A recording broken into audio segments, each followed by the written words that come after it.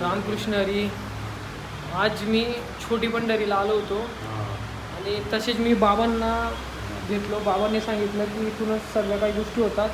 पण मी जेव्हा स्टार्टिंगला मी आलो, व्हिडिओ नाही बनवलो, व्हिडिओ नंतर बनवतो आहे मी दर्शन वगैरे घेतल्यानंतर. तर तुम्ही रुक्मिणी आणि विठ्ठलांचे हे डोळे कधी पाहिले तर साक्षात तुमचं मन भरून येईल. हा व्हिडिओ मी त्याच्याचसाठी बनवतो आहे की स्वयं साक्षात एक दिवस देव आपल्या इथं वास करून गेला. म्हणजे इथे लोकांचं धन्य झालं जीवन, धन्य होणं. तर पाहू शकता, तुम्हाला डोळे दाखवतो. साक्षात त्यांच्या चेहऱ्यावरची जी स्माईल आहे, जो हसरा चेहरा, एक आनंदित, किती त्रास सहन केला असेल. मला एक गोष्ट सांगायची, म्हणजे देवांनी एवढा त्रास सहन केला तरीसुद्धा त्यांच्या चेहऱ्यावर एक आनंद असतो.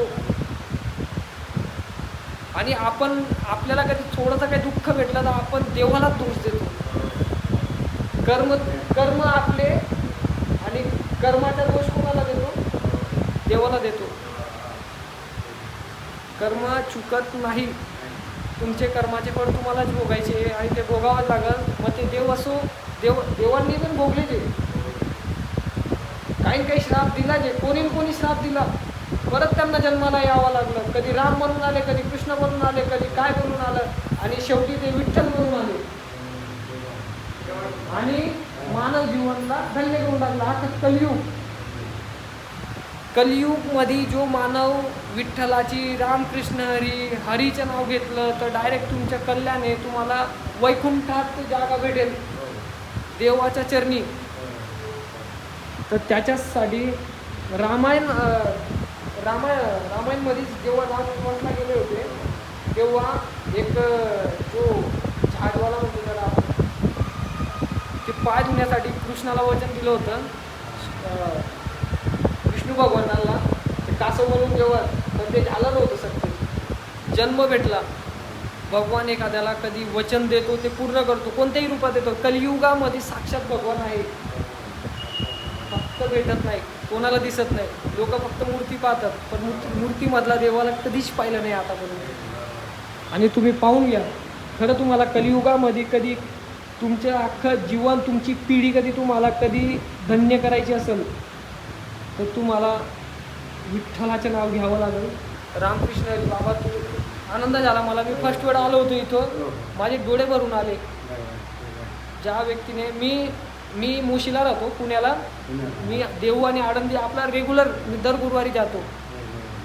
संत ज्ञानेश्वर महाराजांनी एवढा त्रास सहन केला, अक्षरशः मला आहे ना डोळ्यात पाणी येतं. एका भक्तानं ते चांदीचा डबा बसवला. हा आळंदी. हा ना, हो, ज्ञानेश्वर माऊलीचे खूप छान आहे. हो.